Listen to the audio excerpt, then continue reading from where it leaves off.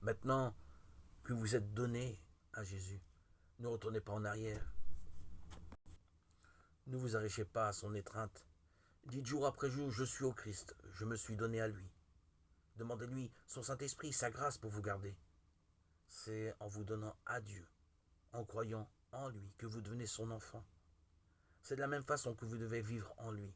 L'apôtre dit, comme vous avez reçu le Seigneur Jésus-Christ, marchez en lui. Colossiens 2,6.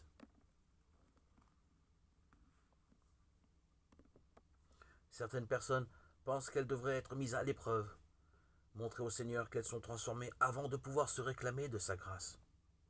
Elles peuvent s'en réclamer en ce moment même. Il leur faut cette grâce, il leur faut l'Esprit du Christ pour les soutenir dans leur infirmité, sinon elles ne pourront résister au mal. Jésus aime nous voir venir à lui tels que nous sommes, pécheurs, impuissants, dépendants.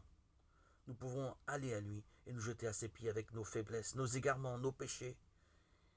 Il met sa gloire à nous combler de son amour, à panser nos blessures et à nous purifier de toute impureté. C'est ici que des milliers de pécheurs font erreur. Ils ne croient pas que Jésus leur pardonne personnellement, individuellement. Ils ne prennent pas Dieu au mot.